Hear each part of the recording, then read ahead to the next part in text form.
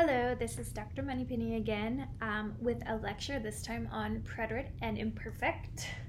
You can see on the top of this it says Welcome to the Math and Science Resource Center. Just ignore that for now. So there's a lot of information with preterite and imperfect, and instead of doing a lot of little chopped up videos, I'm just going to give you an overview of it all right now. So this is kind of the everything preterite and imperfect video for you guys. Okay, pretérito. Remember, you can zoom in on this. You can enlarge the video on your screen if you're having a harder time reading this. Pretérito, I always think of the preterite as nasty. Why? Well, because it's awful, as you will see. It's a really hard tense, but also because in the two forms you have, they are verbs. You have aste. So I always remember as an undergrad when thinking nasty, and that helped me remember, oh, this is the one with aste in the two form. So con un verbo ar tenemos aste, o, amos, astais, aron. Con un verbo er o ir vemos iste, yo, imos, isteis, ieron.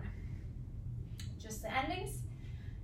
También tenemos las formas irregulares en la forma yo irregulares, como los verbos que terminan en G-A-R, en la forma yo van a G-U-E acento. Por ejemplo, pagar.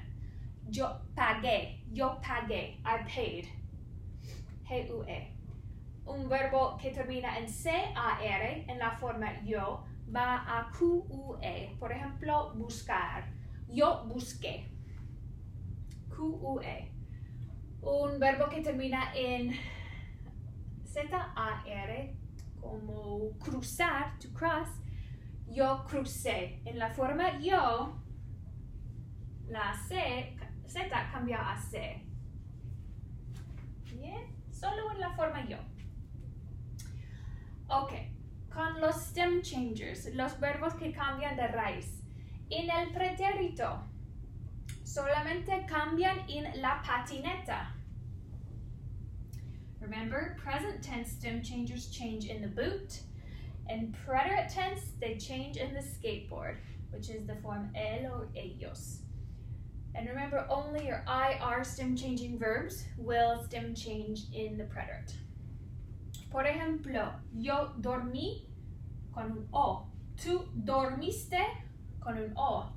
Él durmió. Nosotros dormimos, vosotros dormisteis, ellos durmieron, con un U, aquí en la patineta. Okay, also in the preterite tense we have 14 más 14 irregulares, irregular verbs. There is a cucaracha song, la cucaracha, that they have helped use to memorize these. They've changed the lyrics. So it's tener estuve, estar estuve, etc. in the yo form to help you memorize that. And I will be sure to post that for you guys to practice. So tener, tuve, estar, estuve. And these are just irregular roots. Poner, pude, poner, pus, ser, ir, fui. This one's completely irregular. Put a little star. Ser and ir are almost always completely irregular, right? Saber, soup. So all this means is, tu, for example, now you put your preterite endings. Yo tuve, tu tuviste, él tuvo, for example. Perdón, sorry. Hiccup. Hacer, is. Venir, vin. Querer, quis. Traer, traje. Conducir, conduj. Decir, dij. Traducir, traduj. And then any compounds of these words, like to do, hacer, is going to go to is, H-I-C. But if you said redo, rehacer, then you would also see the irregular. That's why there's more than 14 to account for compound words. In el pretérito, when do we use the preterite? We use it for completed actions, for the beginnings and endings of an action, for sudden changes, and for interruptions. It's kind of the basic, I did it, done, boom. Past tense in Spanish. Now there's another past tense in Spanish called the imperfecto, which is different and much, much easier, thank goodness, right, to conjugate. So with imperfect, when I was an undergrad, I remembered, okay, ABBA, you know the band ABBA, ABBA and donkeys. And that helped me remember the conjugations for imperfect. So for imperfect ABBA, in your AR verbs, you conjugate with ABBA. Yo ABBA, tú ABBAs, él ABBA, nosotros ABBAMOS, vosotros ABBAis, ellos ABBAN. Hence, ABBA, right? Okay, for donkey, it's a little more abstract, but your ER and IR verbs are gonna have end in ia, ias, which I feel like sounds like a donkey. Or I did as an undergrad, I guess I still do. And whatever it takes, right, to help you remember this stuff in Spanish.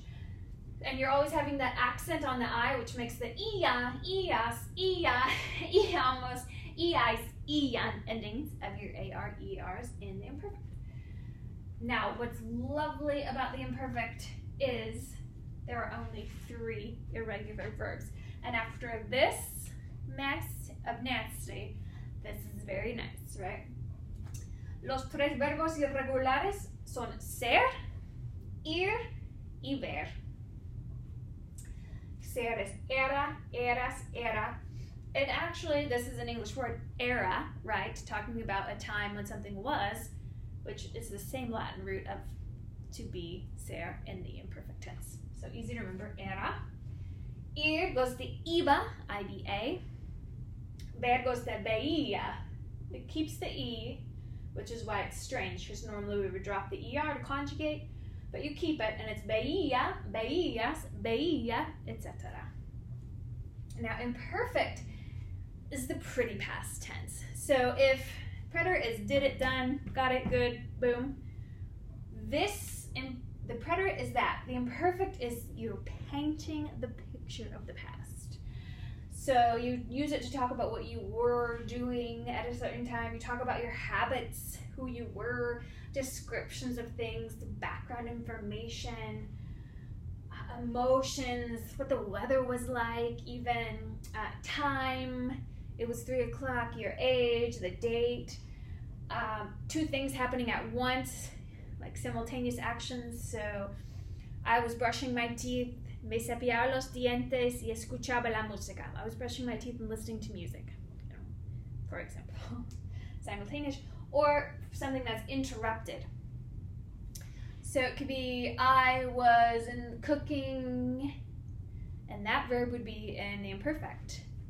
But something that interrupts us is going to be preterite. I was cooking and the doorbell rang. Estaba cocinando y sonó la puerta, for example. Bien?